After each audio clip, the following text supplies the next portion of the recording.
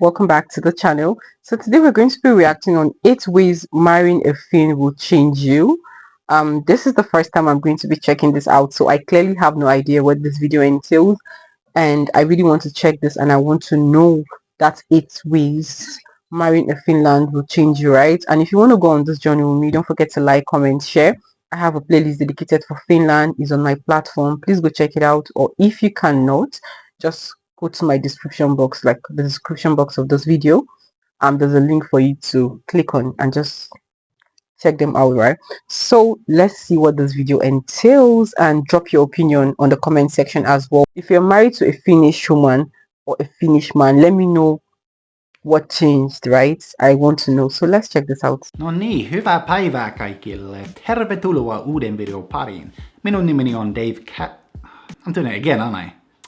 Dang it. Speaking Finnish randomly throughout the day is just one of the side effects. One of the changes I've noticed about myself since getting married to Kat. And that is what we are talking about today, people. Kat's not here, so she's not here to check if that was actually correct Finnish. I'm sure you guys will tell me in the comments. What is up, guys? How is it going? My name is Dave Cat, and yes, today we're going to talk a little bit about things that I've noticed that have changed about me since marrying Kat, or since meeting Kat, who is my Finnish wife. You guys all know Kat by now. Now, I've wanted to make this video for a little while now, but I thought now was the perfect time because last week was Valentine's Day, ystävänpäivä. Perhaps there are a few people that have popped the question to their Finnish significant other, or had the question popped to them. There's a lot of popping going on here, I guess. And if you haven't already noticed some of these changes about yourself, then I'm afraid they're coming.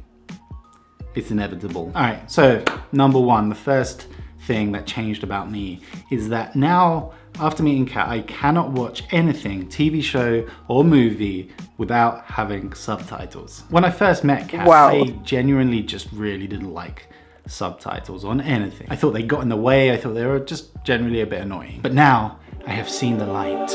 Because I guess when you're growing up in Finland, you have a lot of subtitles. Like, what I have noticed about Finnish TV is that there's subtitles on pretty much everything. And I think they are like baked in to the TV show. I'm not sure if you can turn them off. Maybe you can, I don't know. I haven't played around that much. At least when I plugged my TV in here in Finland for the first time, they were there. So, I don't know. And I think it's actually beautiful. Is of course perfect, it's even better than mine. She always had English subtitles on all the Netflix shows and all the movies that she watched. At first, I didn't really get that she would want subtitles on everything since her English was so good. But now, I can't live without them. It's just so nice to have subtitles on. And if you miss something, if someone's talking with a weird accent or something like that, then you can just read. And it's great. Now, there is one downside to this, and that is if you're watching Finnish TV with Finnish subtitles and you're watching it with people that understand Finnish, you're gonna have a lot of punchlines ruined for you. Because usually the text comes up before the sentence is actually said, and you'll hear them laughing before you know what's going on. That's a little... That's just a thing. It's not too bad. It's actually quite funny. The second thing is that I have started to integrate Finnish phrases and words into my everyday life. There are just some things which are just so expressive, which there aren't things in English which can express those feelings. My absolute favorite, of course, is oho. Because depending on where the tone of your oho is, it can express so many different things, like surprise, oho, sadness, oho, the feeling like you don't actually care about what's being said, etc. But also, Finnish swear words are really great. I especially like these when Kat and I were still living in London. We have since moved to Finland, but when we were living in London, I'd really like to use the Finnish and some Swedish swear words that I have learned, just so that I can say them in public and no one knows what you're saying. My favorite one, I think, has to be perkele. I don't know why, I just feel like, again, with different tones, you can make it sound like different things. Thirdly, I have noticed that I have developed a little bit of a language ear, which is something I didn't really know about myself beforehand. Now, of course, this will be different for people that are brought up in different places across the world, because in England, at least, you you do study languages at school. Like, for example, I did 5 years of French. 5 years of French, and basically all I can say is bonjour. I can imagine. But yeah, one thing that maybe has changed, or maybe I had it anyway, is that I actually have a pretty decent language ear. Now, I kind of feel fortunate in as much as that Kat's first language and her family language is Swedish. They are part of there's 5 or 6% of people in Finland that have Swedish as their first language, and they of course speak Finnish as well, but yeah. I've started learning Swedish when I first met her. And I have actually taken to Swedish pretty well. I can speak and understand Swedish. And now that my Swedish has gotten to a certain level, I have been really more actively trying to learn Finnish because, you know, this family of mine, they speak Swedish and then I can understand them. But when they speak Finnish, they could say anything they want about me. And really, I don't understand. So I'm coming for you.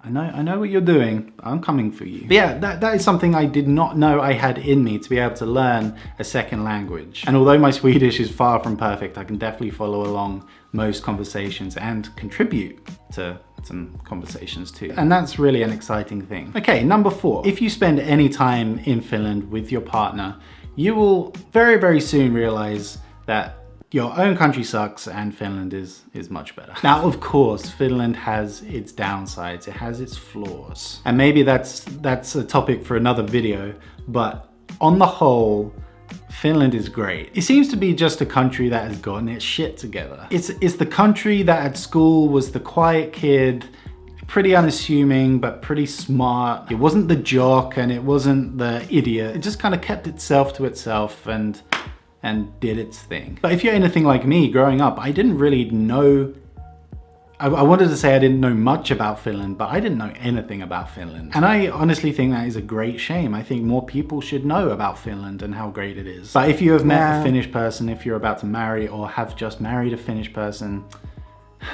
you've won the lottery, my friend. Number 5. Viisi. So fluent. Now, there's no escaping this one. No matter where you are in the world or in your life, you will move to Finland with your partner. There's just no escaping it. It's a fact. No matter how much you or your partners say you never want to move back to Finland or you never want to move to Finland, it's happening. Just prepare yourself for that. I know of so many people that have lived somewhere else, met their partner, and then eventually moved to Finland. It's just one of those things that happens. Kat and I are a prime example of that, although our story is a little bit different. I think the story usually goes that the Finn wants to move home to be close to family and be in this great country once again.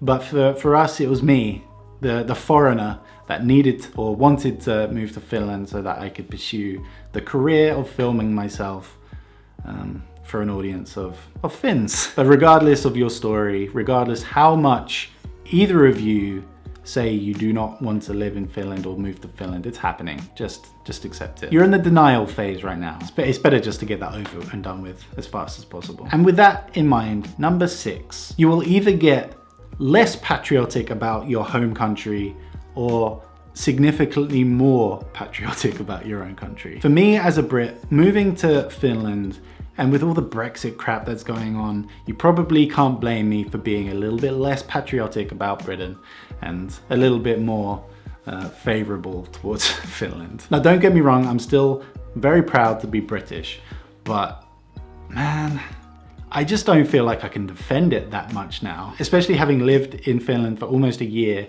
and seeing how great a country can be run. Yeah, but then again, I guess if you're already patriotic about your country, real then it is. When you move or experience Finland, then maybe you'll get a bit annoyed and just be like, no, my country's the best. I don't know. I don't know how that would feel. Number 7, is that right? I don't know. You will soon realize that everything made anywhere else sucks. Finnish engineering, Finnish design, Finnish anything tends to be a little bit better than everything else. Now, again, this is something that I noticed Kat said when we pretty much first met, that she wanted everything to be Finnish made. She even brought from Finland to England when she moved there all kinds of Finnish design stuff. There were vases, there were plates, there were cups, there were all kinds of crap. I was like, why just go to IKEA, buy stuff here? But now I have to admit, I really have to admit that Finnish stuff is made to a pretty high standard. The two things that come to mind are Fiskars and Arabia. I even remember when I was a child, my mum had a little pair of Fiskars nail clippers, the little scissors with the orange handle. And you know what, I think she still owns them. I think they're still there. Okay, so the last thing that has changed is that I now celebrate Christmas on Christmas Eve, which might not seem like a big thing for the people in these countries. By the way, I didn't realize there were so many people and countries that celebrated Christmas on Christmas Eve, but the more you know. But traditionally in the UK, in England, we would celebrate Christmas on Christmas Day, the 25th of December. But I guess these days we're doing it like the royal family. I really love how blunt and how real he is saying this. Like, it's really beautiful. And you could just see he's actually happy that he's married to a Finnish woman, and which is really beautiful, you know. And just like I asked, if you're married to a Finnish man or a Finnish woman, let me know your experience, right? This video is really beautiful because I feel like he took his time to explain a lot, and I'm literally enjoying this. Anyways, let's continue watching, right? And celebrating hardcore on the 24th on Christmas Eve. This isn't really a big deal. I guess you would say that it's pikkujuttu, because actually you could think of it as a positive thing, because you could just celebrate on both days. Just go for double presents. Open up presents on Christmas Eve, open up presents on Christmas Day. Go double down on everything. We can have your Finnish Christmas food on Christmas Eve and your British food on Christmas Day. It's all good. All right, so there we have. So this was super beautiful. I hope you enjoyed this as much as I did. Like, I literally enjoyed this particular video. He poured out his heart and I'm super excited I checked this out with you guys, right? So let me know your thoughts on the comment section. Let me know what you think about the video on the comment section. I am asking this for the last time. If you're married to a Finnish person, what's your experience like, right? Let me know. And if you're a foreigner who is married to a Finnish person, let me know what you think about that country, that person entirely, right? Thank you so much for sticking around with me. I'll see you guys in my next video. Don't forget to stay subscribed to the channel, right? See you guys next time.